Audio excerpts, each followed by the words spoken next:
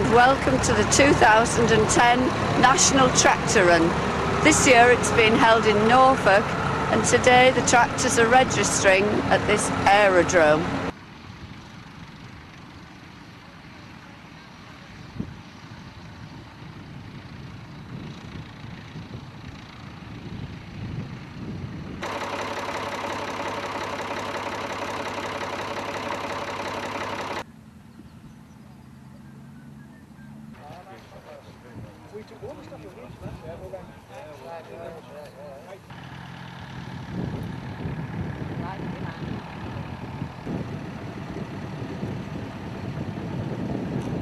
Okay, well, if you have a look underneath, we might be able to see it. Can you?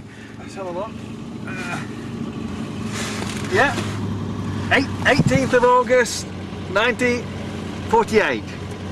Excellent. Brilliant. Well, that solved that mystery. Another clue you see, if you have a look at the starter motor, you see the date on there. May 48. Yeah. Now usually there was a month or two between Lucas delivering them and fitting them, so that all ties together. Well, we're now on the move. You can see the 730's now got going. Glorious sound that is, a two-cylinder diesel. And that's an intriguing one behind the Matty Harris. It's a special 44 with a diesel. Fergie 20 is a delight how many Fergie 20s we've got here. And of course that evolved eventually into the 65, which gave the dealers a bigger tractor to sell. Another example of the Dexter with the front mounted box on there as well. You just hold the cameras to the right Yeah. of the head. Interesting to see the use of the front mounted transport box. It's actually got two rolls. It provides a bit of weight on the front wheels, but it's also a way of carrying all those odds and ends you need out in the field. I should imagine somebody's manufacturing them around here to see so many different tractors with them on. Another example of the diesel Fergie there. There are passenger carrying outfits as well.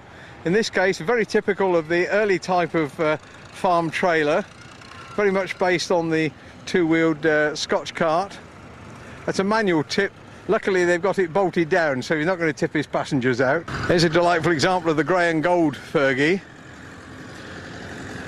And that's the Reform Muley we were looking at, the County. Low ground pressure, you see the flotation tyres on there. It's halfway between a lorry and a tractor really, the Muley.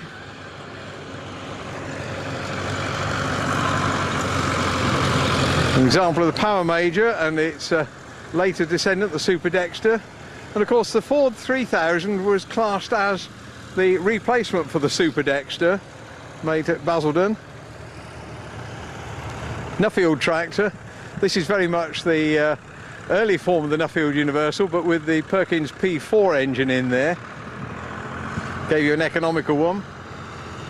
Another example of the Ford now, this is the 4100. That was the next evolution after the 1000 series.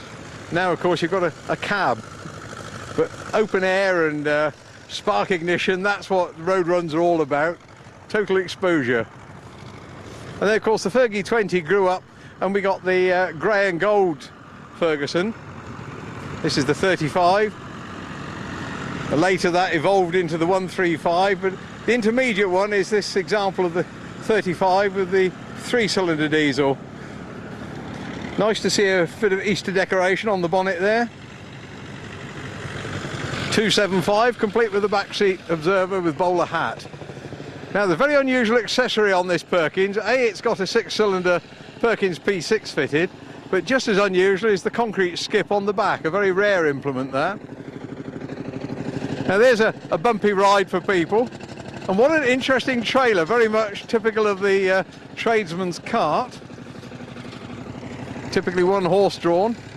Now that's a good use for a dung spreader and a Massey 550.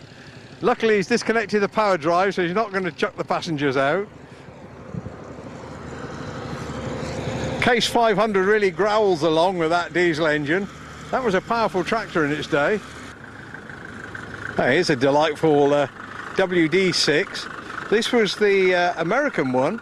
Interesting feature of that tractor, if you look this side, you could see a magneto on there as it went past. But yes, I assure you, it is a diesel tractor. It used to start on petrol and then change over onto diesel when it was running. As you can hear, the B450, that long stroke diesel, that's survived. It's the same one that you found in a lot of the international crawlers as well.